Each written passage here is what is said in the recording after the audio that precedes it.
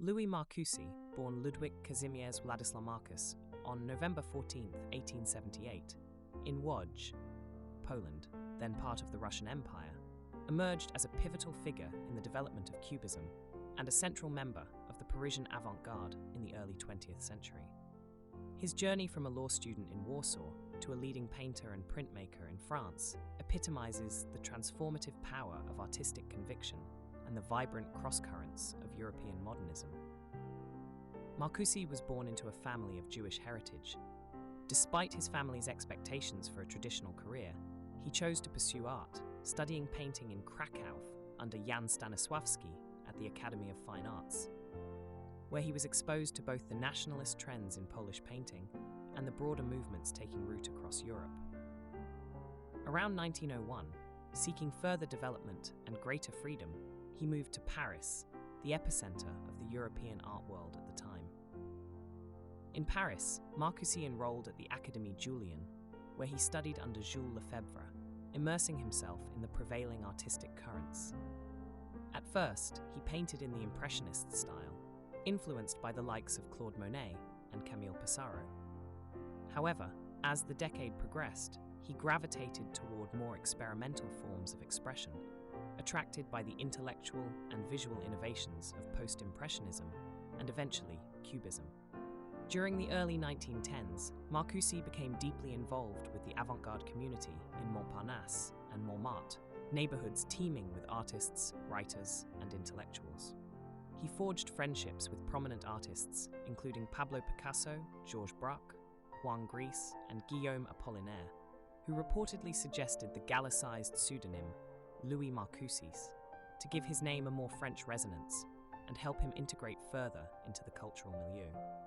Under the influence of Picasso and Braque, Marcoussis embraced Cubism, abandoning representational imagery for a language of geometric abstraction, fractured planes, and multiple perspectives. Unlike the analytical severity of early Cubist experiments, Marcoussis' work maintained a lyrical and poetic sensibility.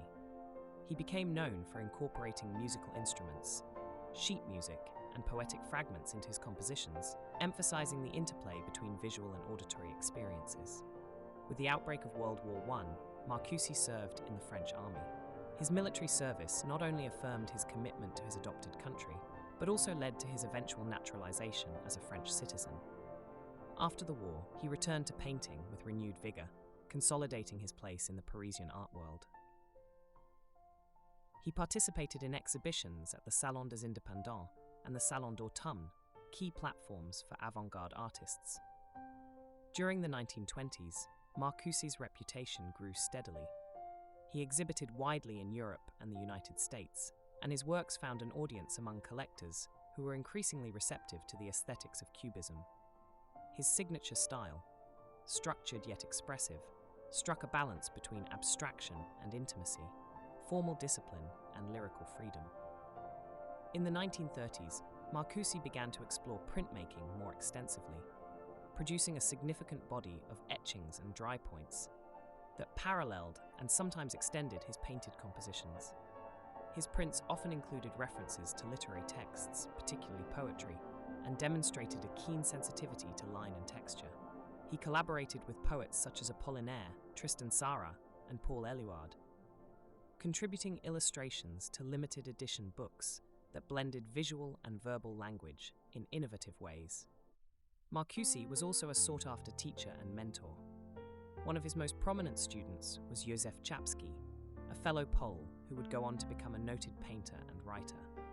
Through his teaching and collaborations, Marcoussis helped shape the visual vocabulary of a younger generation of artists, ensuring the transmission of Cubist principles beyond the confines of his own practice.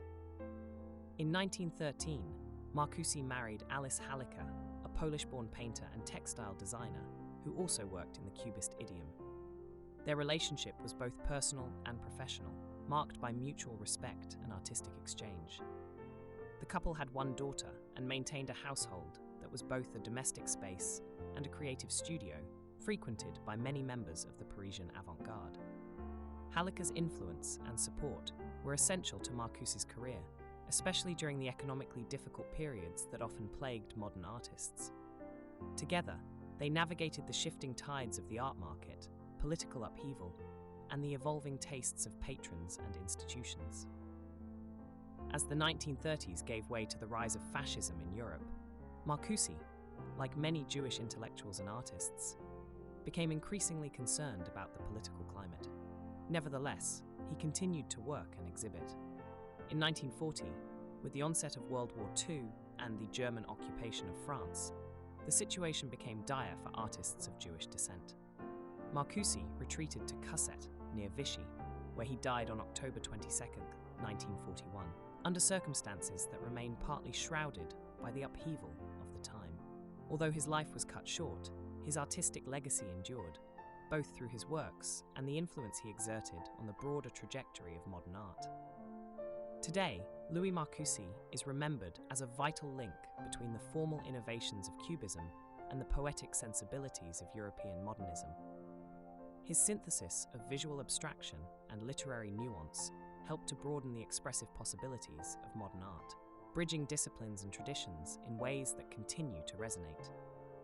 Louis Marcoussis's life and work exemplify the transnational, interdisciplinary nature of the modernist project. A Polish-born artist who made his mark in French Cubism, Marcoussis bridged cultures and media with a distinctive voice that remains influential. His contributions to painting, printmaking, and the collaborative art of book illustration affirm his status as not only a skilled technician, but also a thoughtful interpreter of modern life.